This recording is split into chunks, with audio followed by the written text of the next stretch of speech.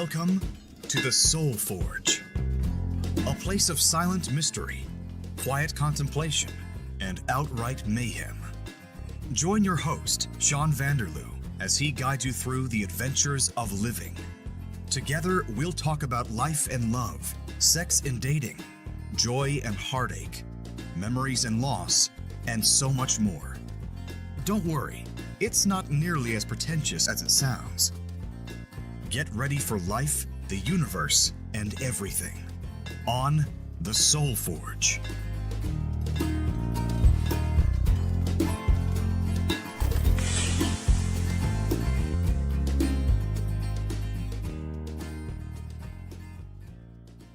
Well, hello, Soul Forge friends. This is a special unexpected surprise podcast episode for you. Now, you're aware that the Soul Forge podcast is about life, the universe, and everything. It's also a place for me to share either personal experiences or experiences of friends or colleagues or other people that I've come in contact with somehow. Well, something exciting happened this week.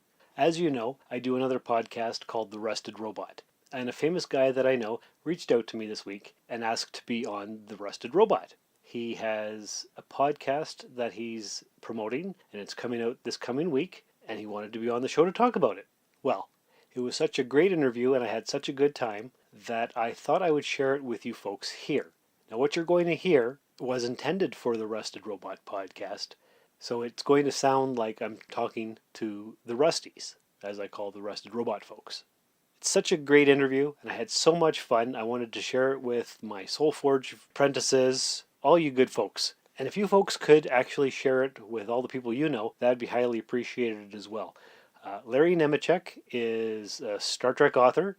He's been on web series. He's been around the Star Trek world for years and years. He's a great guy. He's been on The Rusted Robot 2 times before this 3rd time. And so I'm going to share it with you here. I hope you enjoy it. Like I said, the Soul Forge is a very open concept show. And normally the episodes come out on Thursdays, and you're getting a second episode this week on Sunday because Larry's new podcast is coming out on Tuesday, just a couple days away. So I wanted to get it out there as far and as wide as I could, help Larry out. He's a great guy, great guest. I hope you enjoy what he has to say, what we talked about. It's not really a personal thing like most of the episodes are here, but that's the beauty of the Soul Forge. We can talk about anything. We can have any kind of guest. We can do anything. If you guys want to be on the show, send me an email. We can talk about whatever you like. That's the design behind this podcast. So with all that rambly stuff out of the way, why don't we go ahead and we'll dive right into my interview. Not really an interview, more of a chat with Larry Nemecek. It's about 40 minutes. So it's longer than what you're used to, but it's good, and I think you'll enjoy it. So here it goes. Priority 1 message from Starfleet coming in on secured channel. All right, Rusted Robot listeners, I have a special treat for you guys now.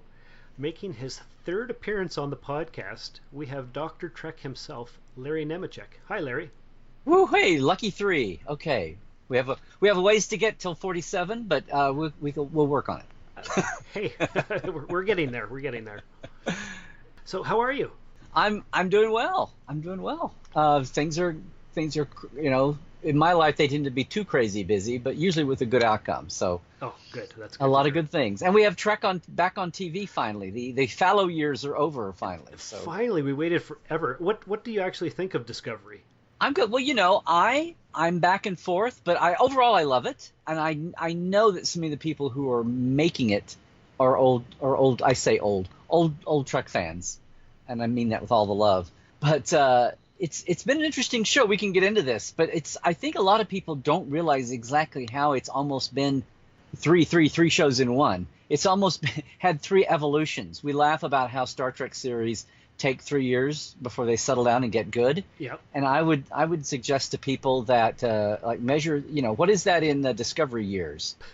It's only 15 episodes, yeah. But it's almost been like if you stretch that out to 7 years at 26 eps a year, it's almost like it's about on schedule.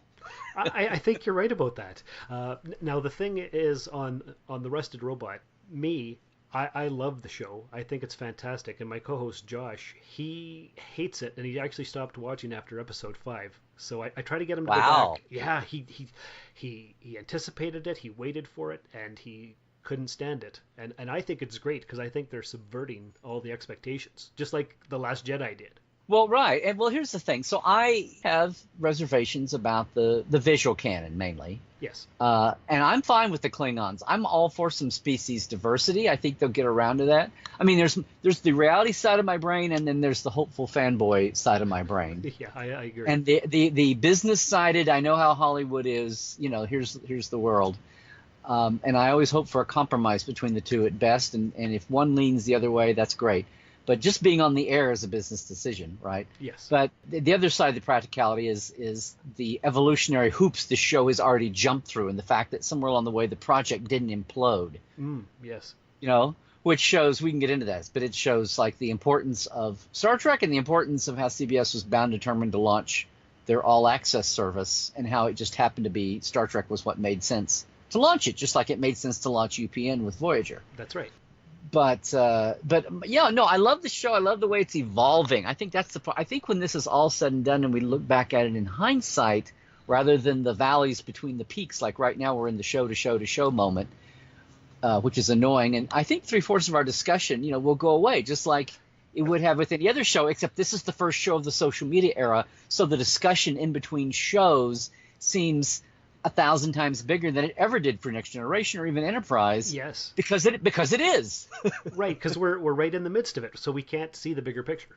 Well, and we have a million channels. We have Twitter and Facebook, and we have podcasts, and we have all of this, you know, air noise, airtime, online time to talk about it. And it just feels like it's more than it was, in the Next Gen days or the rerun days when you would talk about it with 4 or 5 of your closest friends, right? Or you would get on a message board and maybe 10 or 20 other people were talking, and that seemed like a ton of people. Yeah, right? for sure. Yeah, but now we're watching the whole world fly by talking about Discovery, which is awesome. It is. In the big picture. And there's a lot of little wrinkles to this. But no, basically, I'm loving it. I think it's bending, and I've talked to couple of the writers. It's bending our way, their way. It's just been kind of a raging it was like a runaway freight train, not a runaway freight train, but a freight train that was headed to one destination. They decided to tilt it toward another slightly different one, and you know what that means. So, but it's mainly the visuals. I'll say this, mainly, you know, the touchscreen consoles, the holo viewer, and some of those things that make you sound like a techie little nerd. Yeah. But it is canon. If you're going to say Prime, there are those things. The Klingon look, I'm fine. I say species diversity. We just had the Tellarites and Andorians this last weekend, and I guess the world was breathless about what I thought of the Tellarites. But and I was okay with it, because on one hand, this is supposed to be mirror universe and ragtag rebelly. Yeah, you know, for type sure. of thing. It is. And no one since day one on Journey to Babel has done the hard-snouted Tellarites like I would prefer, except for what I did on the Phase 2 New Voyages vignette that I got to play a Tellarite in. But it's all good. It's all good. I'm just glad to see them there. I have this gut feeling that the more the Discovery is on, the more it will be the show that most people want to see. I think so too. We just have to give it a chance. Let it breathe and grow. Yeah, but my biggest, and I think this will come out. I think it's coming out between the lines now, but it's also what I've been told, and it's there in the record. I just, you know, it's one thing to know facts. It's another thing to realize what they mean. Just like it's one thing to say this is going to be a streaming show, 15 episodes, standalone shows, but they're all in a 15-chapter arc, and it's streaming once a week. And it's one thing to hear all that, and it's been 12 years since the last Trek was on TV, and the world has changed. Storytelling and TV and big TV, peak TV, cinema, event TV is a thing now. But it's another thing to experience all of that and see what it means, aside from the intellectual, I get it. And I think we're still in the middle of that. People are still absorbing what all of those different tenets mean. There's more here than just the Trek. There's a lot going on, and everybody who was brought up on just like all the original series people, there's a lot of the original series people never started watching Next Gen. Exactly. For one reason or another. And we're in that same kind of, but then eventually it all blends together and people see it as one big, you know, box on the shelf. So a set of encyclopedia on the shelf. Yeah, I think we're in the third age of Star Trek is where we are. Ooh, that sounds like it needs a little brass plaque. Okay. I think so, because we The had third age of Star Trek. Yeah. It's true, because we had the original series, and then we had Next Gen to Enterprise, and then it sat dormant for a dozen years, and here it is again, third time's a charm. Right. Well, and 80 and we've it's funny because I got so used to saying modern TV Trek versus the original, and you can't say that now, and it seems like the term that's popped out. I mean, I've said it a few times, and I heard other people say it, so I don't know who gets credit if credit is even doable. But the Berman era is kind of funny to hear 87 to 05. That's right. That's my Trek. I like TOS, but I wasn't around for it. I was born 10 years after it started, so it's not really my Trek, although I love it. I love it all. So What's not really your Trek? well, the TOS, because I wasn't alive for that. Oh, okay. Well, a lot of people haven't been alive for a lot of things. No, When you say it's not really yours, you mean you watch it, but it doesn't resonate, No, or you mean you just No, you it's- can't know it the way it is, the Trek that you experience firsthand. Exactly. Nothing else can ever. Yeah. Yeah, because I was 11 years old in 1987 when the Next Oh, Generation okay. premiered, and I was there when Deep Space Nine came on, and Voyager and Enterprise, and when you were waiting week to week to week, and there was crossovers and that kind of thing. And people who watch it now for the first time, they don't get that. The nuances is gone. You were there for Best of Both Worlds summer. Exactly. That's right. Well, that's it. See, that is the thing. For a long time, the only gap was between people who saw the original series. Well, there was primetime NBC original series, and then there was the rerun baby era, which was different. That was different, and that's what I am. I always said I'm a rerun baby. So the 10, 15 years of just, even when the movies were running, you still, again, that was 2 hours every 2 years. And it's not like you gave up watching the original series just because the movies were coming out in 79 and 82 and 84, which is what built up to the Next Generation. The demand finally grew to the Next Generation being a viable economic, audience demand thing. Yes.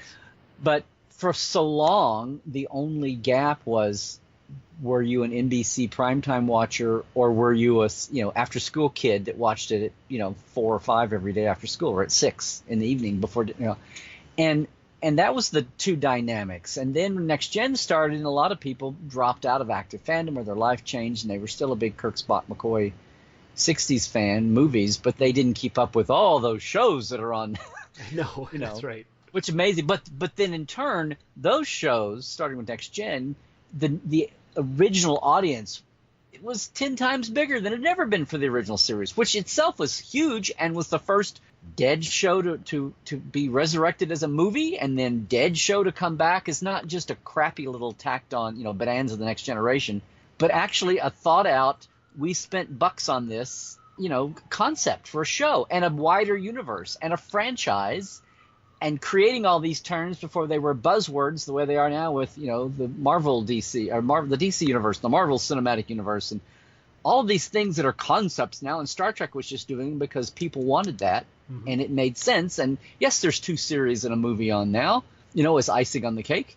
Again, it's all part of the stuff that Star Trek pioneered, and now it's like textbook case. But back then, Star Trek was doing it because nothing else had ever affected people that way. That's right. And moved people that way. And people weren't media savvy and media available the way they are, ongoingly. Nothing else could sell VHS tapes and then DVDs, It's true. like Star Trek. Nope, right? You're right. So what had there been? You had you had movie stars, occasionally hyperstars, and rock bands. You had Elvis and the Beatles, and before that you had Bing Crosby and Rudy Valley and Rudolph Valentino in the 20s. I mean, the media age, you would have a spike with a superstar, but they were always individually focused. And not until Star Trek did you have and Shatner and Nimoy aside, maybe, did you have like a concept like this that's done this. So anyway, and now it wrote the book, and now it's no big deal. And we have Comic-Cons every other weekend, at every town of 500 or more people. But yeah, it's changed. So Discovery, the gulf going into Discovery, has been a paradigm shift in a lot of ways, and people act like, and I love the Orville too. Oh, for sure. People act like the Orville is their refuge to get their Trek, and I'm like, it's true. That's fine. That's wonderful. That's fine. That's what it's for. Although I think Seth MacFarlane is aiming for a little bit more than that, and maybe Fox isn't happy with him trying to aim for a little more than that. But yeah, I just think a lot of the stuff is we have to marinate. But if older fandom and veteran fandom is the noisier, louder one because they know all the ropes and the channels, the JJ fans, it's been 10 years now almost, but the JJ fandom and the Discovery fans, the people who are coming in with those, Yep. maybe quieter now unless they've grabbed the channel somewhere and got the mic or got the mouse and they're talking into it. But I think they'll eventually very quickly be heard if they're not being heard already. Maybe YouTube stars and podcasters and Twitter channels are giving them a voice right now. But I think older fandom always overlooks the newer fans coming into their peril. I think so.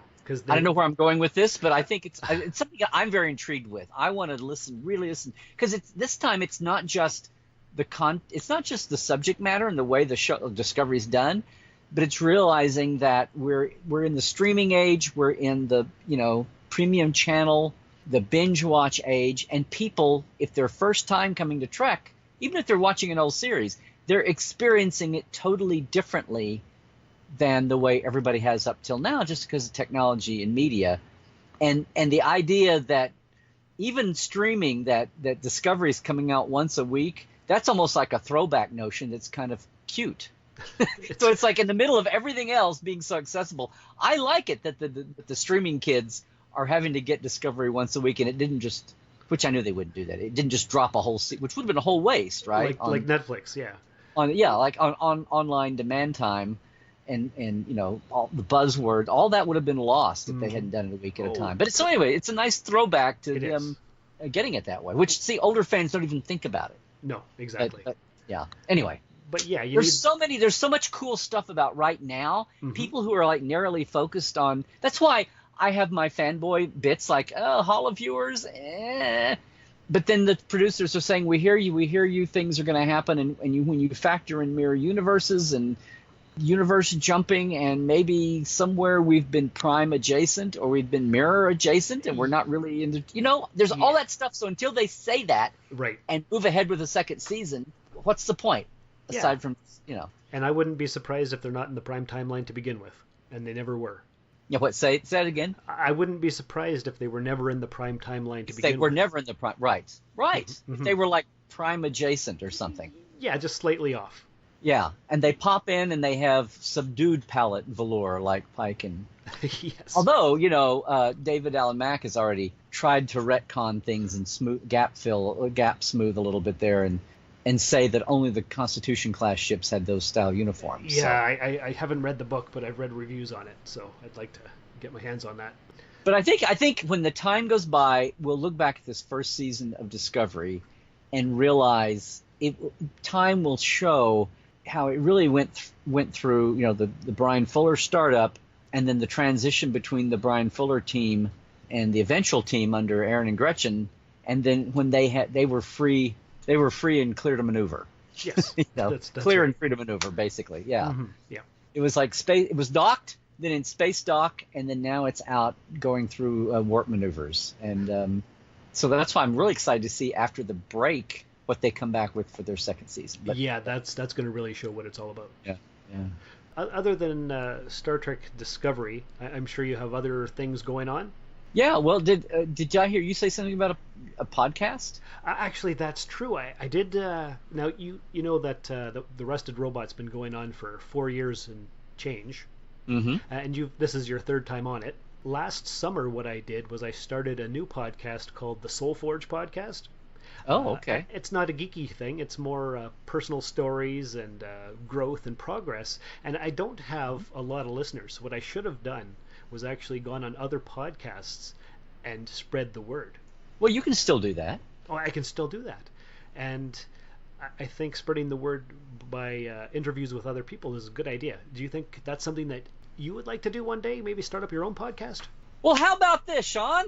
Tell me. How about we start right now? Okay. What do you got for us? What I got for you is take a look at this.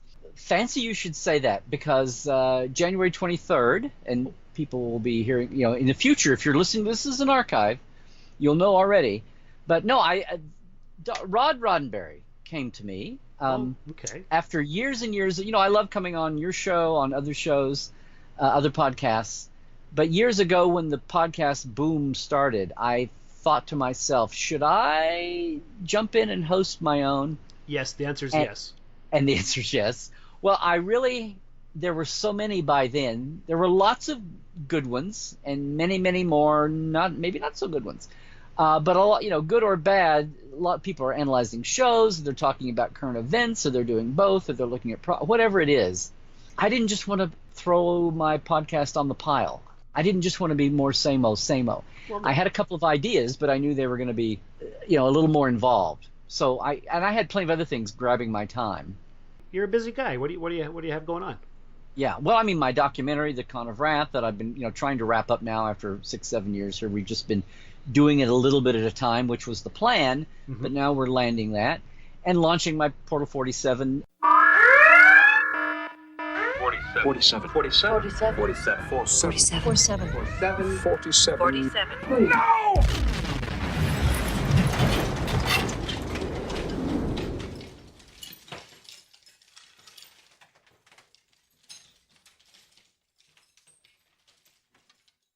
Fan experience business, which, again, my thing is, I was lucky enough to, I was a fan. I got to write the Next Generation Companion, Yes. moved to LA, experienced so much of the Berman era and after from a front row seat. My wife worked on Voyager.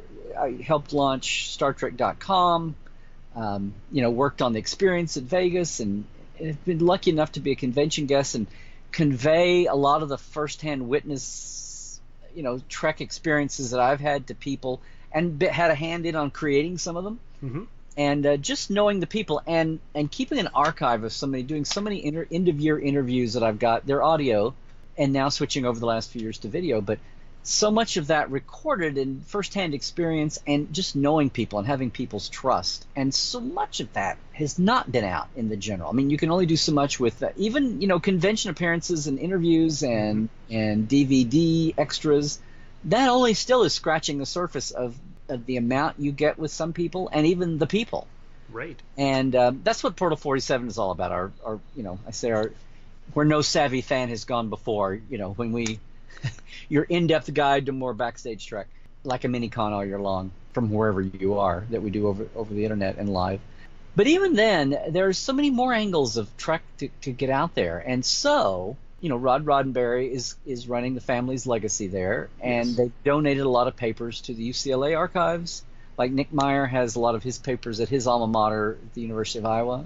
My good friend John Tenuto and his wife are going in and doing a lot of research out of Nick Meyer's papers there. Oh.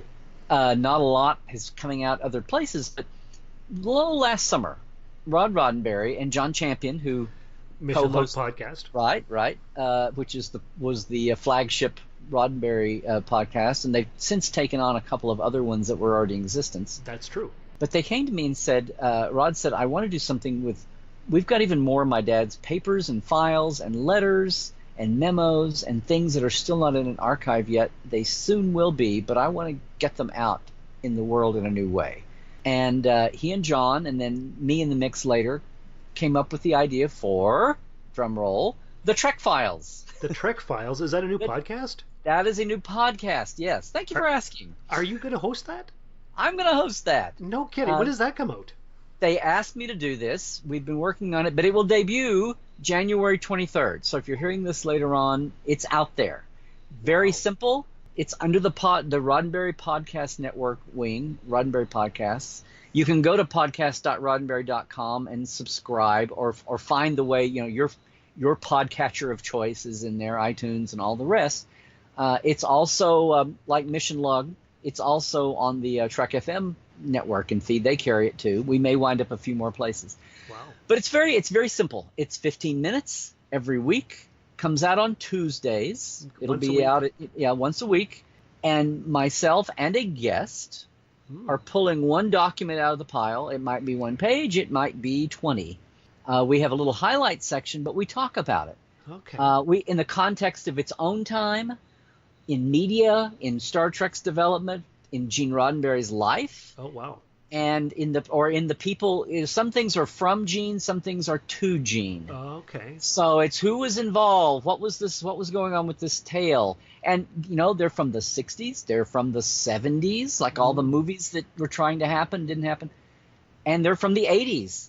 Wow. So in all the fallow time then, and when Gene was a little on the outs, when Harv was running the movies and he was trying to find his footing, and then was given the keys back again with Next Generation, but his health was failing. Yes. He only was around for 2 or 3 years. So 4 years actually. So they're pieces from all of that era.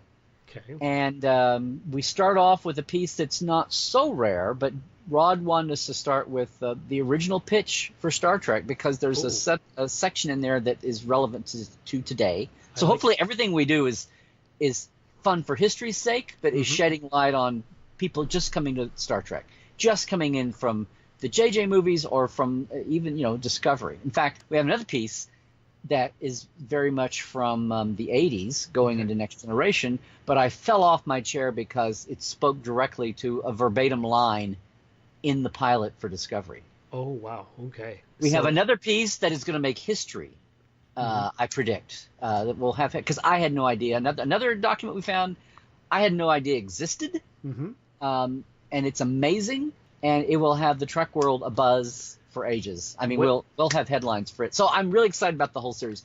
And I'll shut up. Yes. Oh, okay. I just have. I'm so excited. I know. Me too. I have some questions. Sure. Are 15 minutes going to be enough per episode for these? No. Not. I'm sorry. My Okie got in the way there. 15. Yeah, that's what I'm saying. Oh, that's only 15 minutes. 15. Yeah. Well, as you're finding out now, reminding, and as all my hosts over the years that have had me as a guest will remind me, they're saying, I don't believe it. Exactly. No, we do. Here's the thing: if a document is big enough that it deserves more attention, we split it. We have multiple episodes. Okay. So, but sometimes we have something that's just a page. Sometimes we have some really simple things on the surface, but that they kind of unlock. We have a cute little letter that Rick Berman wrote to Gene soon after they got acquainted, before Rick was a producer, when they were developing the Next Generation. Some really simple moments, but it's like, what do they lead to, right? What's the little glimpse we get into Gene's world and the Trek world, into the world of TV and or media in the 60s or the 70s or the 80s. Next question. How many episodes do you have in the can already? We've got 12 or 16. We've got a lot, yeah. We've had this. We were working on this in the summer and the fall, and originally the idea was to debut in the hiatus break for Discovery, so we wouldn't have to compete for attention, right? And then we had the holidays to dodge around a little bit. So the ducks all finally came in a row for now. We let Discovery get back out there and let everybody get that excitement out of their veins. So hopefully there's a little bit of space out there in the bandwidth. I'm sure there is people to take notice here. So thank you for doing this. You're welcome. And I have one final question about the podcast. You said each episode you're going to be talking to a guest. I was going to say yes. Okay. So go ahead. First of all, is it a different guest every week? And second, can I be one of them eventually? Well, let me see. We're doing, since it's only 15 minutes. It's a great format to have guests, and so we're doing everything in batches. Okay. So this first round of shows, maybe even a couple of dozen episodes, I've had 3 guests, but each one has done 4 or 5 episodes. So John has been my guest for several. In fact, he's my guest on the first 3, but then after that, there's a mix. So Dave Rossi, who started as a fanboy page at Paramount, a PA on the shows, and wound up being Mary Howard's assistant and then Rick Berman's assistant. His guy for licensing projects, and finally an associate producer on Enterprise, and was one of the producers with the Okudas on the original series remastered project when they Blu-rayed things, and had a lot of decision making and input there, and a good friend. He's a guest, and then here's a name you may have heard, Dorothy Fontana. I have heard DC Fontana, yes. DC Fontana was kind enough to come over and sit with us through 4 or 5 episodes and comment on some relevant pieces. That's amazing. I can't wait to subscribe to this. So, yeah, and of course it's a podcast. It's a freebie. Again, podcast.roddenberry.net, and that will point you to places, but also the real-life living hub is just the Trek Files on Facebook. So it on Facebook. Yes, like it on Facebook, and then go there every Tuesday. And here's the deal. The document that we talk about is also there. We scan those, each week, the new document of the week will pop up at the same time the episode does. So people can go read it, download it, follow along with us, read it ahead of time, whether it's several pages or it's one page, which is going to be very cool. So, the Roddenberry's been putting out document dumps at times. They watermark things and are getting a lot of archives out there, putting scripts out, that kind of thing. So this is, in that manner, but these are just at our page. These will be the docs for that week. And then that'll be the place to comment on the episode after. So it's all centralized. It's all in one easy peasy place to go to. Perfect. And I'm guessing there are so many documents. You could do this for 10 lifetimes. Just about.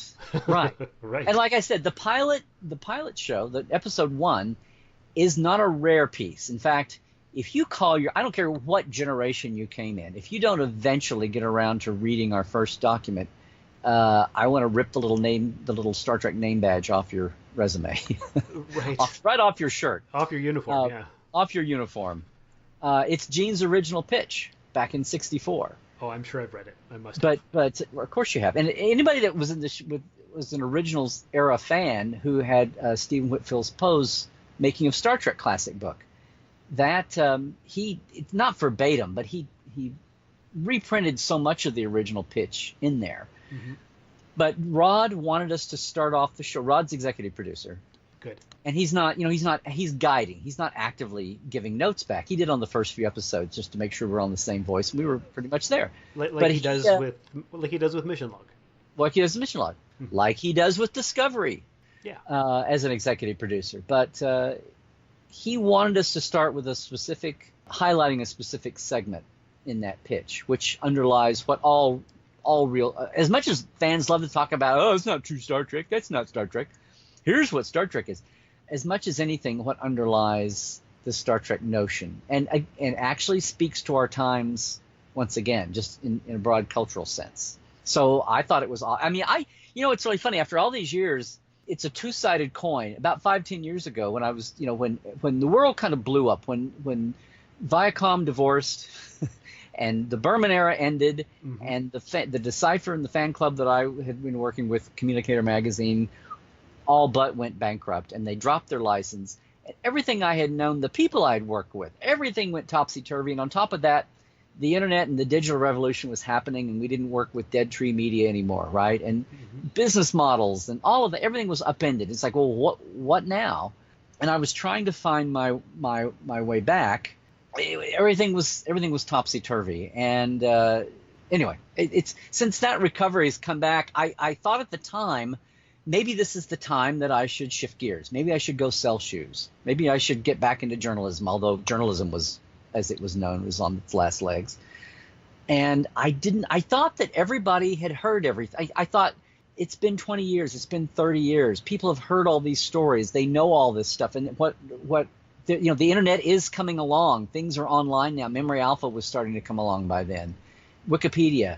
Nobody needed me or anybody else to tell them what had been happening. And what was amazing was I realized really quickly that after I yelled at some of the headlines I'd see on the news sites, like, this isn't news, this is 20 years old. And then it hit me like a ton of bricks. We have so many new fans coming in every year, even if it's all on the internet, and it's not, mm-hmm. that you can't possibly, by the time you talk to every single person involved backstage with Star Trek who had a hand in it, it's a drop in the bucket. Exactly.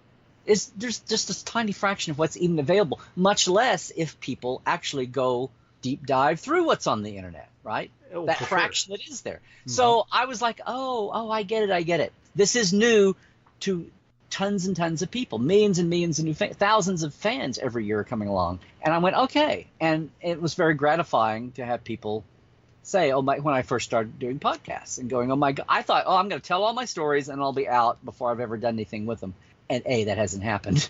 But B, people saying, I could just listen to you for hours, Larry, which is scary to think about. But that was very gratifying. And it dawned on me that we have all these newer, younger, not just even younger, but newer fans mm-hmm. who weren't around or didn't have the firsthand, like we were saying earlier, the firsthand experience of anybody can go. I realized this with the European fans, and now it's everybody. we have a whole, eventually the original series fans will all be past. Yeah. Eventually the next gen DS9 Voyager Enterprise fans will be past. The people who saw things week to week originally. And it's so cool to watch all the young fans and new fans say, shut up, you people bashing Discovery. I finally have my own Trek that I can watch every week. Exactly. Your one friend notwithstanding. So, it's a whole mix of those people. And I realize that there's a lot of good still to be done, the show trivia proper, but also the context of the show and the times and the people behind it, and whether they're still with us or whether they're not, and whether they've been heard from or not and deserve to be heard from. And the further back you go, I don't care if you were the second assistant janitor for craft service. If you were there and knew people and could talk about them and make them come alive for us today from the 60s or the 70s or the 80s, that's valuable. That's valuable in all these aspects. And so that's kind of that's what Trekland is all about for me. So doing this podcast is a way to bring a little bit of that in little capsulefuls, little nuggets for people, and show a little bit about what Gene and the people he worked with, reveal a little bit more of that too.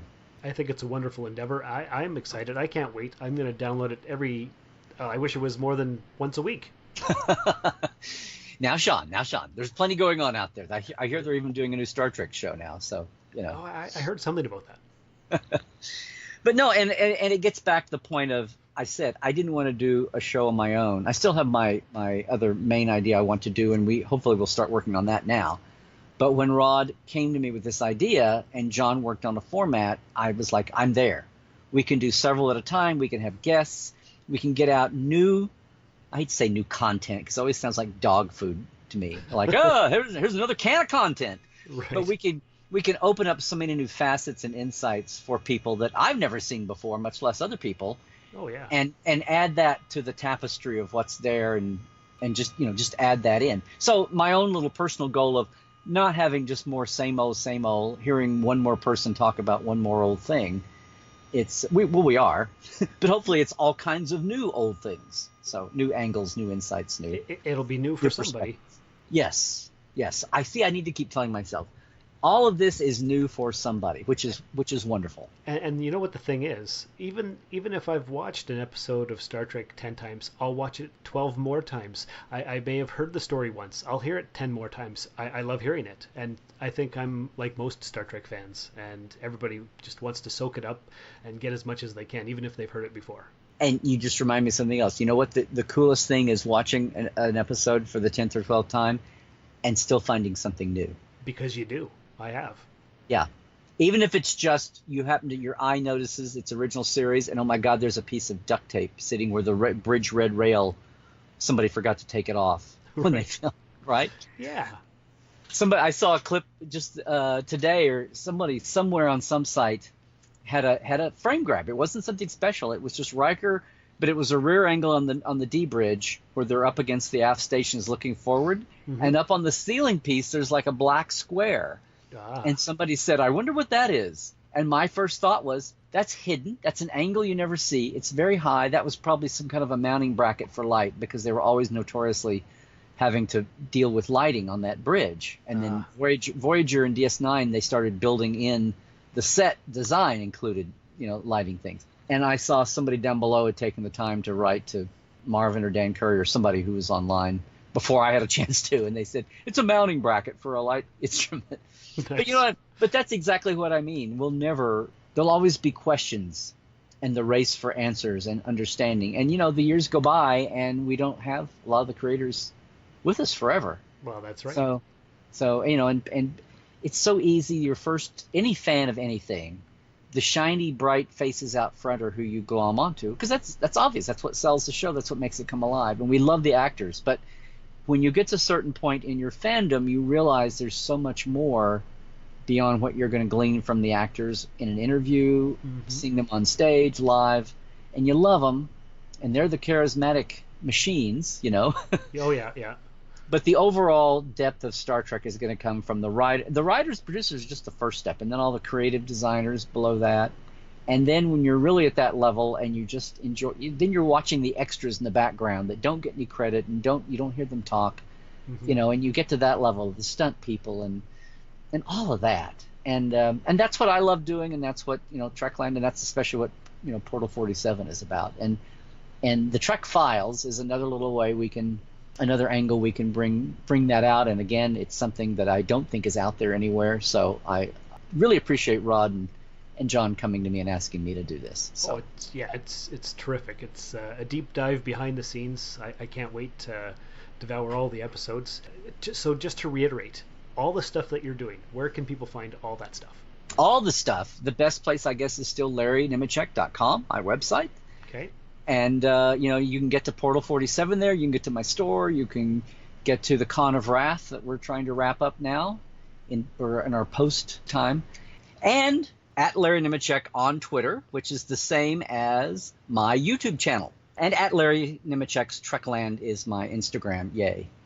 And I also have a little thing. I don't know, it's not widely been out there, but every week on Facebook, again, I have what I call Facebook Trekland Tuesdays Live on Facebook. So if you go to my Larry Nemecek's Trekland Hub page on Facebook, I do a 15-minute or so live every Tuesday at 1 p.m. Pacific. Okay. So 4 Eastern, and it's there for the Europeans to get it at 9 and 10. Yeah, I think. 9 and 10. Yes. So 9 in the UK and 10 in the continent. And anyway, it's just 10-15 minutes. It's live. People can yell back at me. I have an offbeat topic, and my B story every week is following along the Parrot Analytics, which is a metric for measuring the online expressions of Discovery and all the streaming shows that don't have actual Nielsen, hard viewer data. But it's one apples to apples way to compare week to week and show to show what's going on with Discovery. And that's a lot of fun. I haven't heard a lot of people talking about that. So I had somebody, put me on to watching. But anyway, that's on Tuesdays, Facebook, 1 o'clock Pacific. Trekland Tuesdays Live. You just go to my page. And then they're archived, so you can watch the old ones. But they tend to be topical. Mm-hmm. So I'm kind of reacting to what's gone on in the Trekverse. But again, I'll kind of just brush aside and talk very briefly. If everybody's consumed with dropping the F-bomb that week, or they're all consumed with, what the Andorians and Tellarite looks like, whether good, bad, or indifferent, I'll kind of talk about that. But I always try to step back and take a bigger picture look at some aspect, and then maybe talk about something I'm doing too, or where they overlap. But anyway, I invite everybody to come in and join, and if you're there live, pop in and make a comment, and I'll try to say something if I see it going by. Perfect. I love that idea. You're going to be the king of the 15 minutes. Well, sometimes the Facebook Live stretches to maybe 18 or 19. But, well, sure. Yeah, but on the Trek Files, John keeps me honest. Okay. John's basically kind of quasi-directing the shows while we're there. So, no, we stay pretty honest with Trek Files. Okay, sounds good. I'm looking forward to it. Good, thanks. Right. Thank you. You're welcome, and I can't wait to have you on for a fourth time in the future. Once you have another project, or you're wrapping something up, or you have something else to promote, we'll have you on again. Well, thank you, Sean. Thanks a lot. And we're all just watching Discovery. I know what's funny is all the writer-producers, they're working right now as we speak on the second season. That's one thing about the streaming format. The time lag is so off. With the old shows, like 26 a year, I wouldn't even try to talk to anybody until they were basically done with the year, and they would know that even though there were a few left to air, we were basically done. And even though I was I was pretty trusted insider all those years I was working on the companion book and afterwards. But the time lag now is so off that even though a lot of them appreciate me, I don't think they're comfortable. And CBS, the whole nature of this with the serialized streaming focus and the fate of a whole new corporate entity riding on Discovery, they are so hyper, tight-fisted. Plus, they have the After Trek show, and and it's all these aspects that we've kind of slid into them, whether we were Trek fans or not, with social media and what are the after shows for Game of Thrones and the Talking Dead and all those ones, now it's a thing, right? The after show is a thing, and I'm glad to see Trek representing there, and they're holding into that. But it's social media, so it's a new landscape. But even given all that, it's wacky to know that waiting for the shows to air to talk to them, that their memories are already fuzzing out, especially on this front end when it went on for like a year and a half instead of a shorter period, right? True. Right. The R&D for Discovery, I mean, and through from Brian to the transition to. Mm-hmm. Well, it took a long time to get out. Right. And we'll have, and the statute of limitations will have on people's comfort zones or contractual obligations that'll eventually dissipate, and we'll have more of that come out as it goes along. But not for the gossip factor, but just we just are curious how and why things are that way. At least I am. And that's the way I've always been. The nuts and bolts. Yeah. Mm-hmm. Yeah. When I had the keys to the Communicator magazine, that's what I did. When I have a book, that's what I did. And we live in a time now, like I said, everything blew up, and it was like, go west, young man, and start your own platform and brand and media. So since the late aughts, and that's what I've tried to do. And so thank you for helping me do a little more of that. Let the word out a little more. My pleasure. I'm always happy to help. Command codes verified. So that was a lot of fun. Could have kept talking to him for hours, but it's life. We all have things to do, and he had more interviews to do and more promotions to get out there. But that's something that I wanted to help him with, and I hope you'll check out the Trek Files. I'm really looking forward to it. So I'll talk to you guys again on Thursday. I don't know what we'll be talking about, but it's going to be exciting. So just stay tuned for the Soul Forge. Check your feed. Make sure you subscribe. You don't want to miss any episodes. So thanks again for hanging out, and remember, find what you love and let it kill you. This has been another episode of the Soul Forge Podcast. Contact the show by emailing soulforgepodcast@gmail.com or by tweeting soulforgepod on Twitter. Visit us at soulforgepodcast.com, and remember, the best way to show your support is by leaving a 5-star review in the iTunes Store. And, if you would, please check us out and like us on Facebook. The Soul Forge Podcast was written, produced, scored, edited, engineered, and directed by Sean Vanderloo. Find me on Twitter and Instagram at Darth Vaderloo. For more great content, you can listen to my other podcast, The Rusted Robot. Thanks for stopping by the Forge. We'll keep the fires lit until your next visit. I could do this all day. This has been a Valley of Vanderloo podcast production, all rights reserved. This transmission ends now.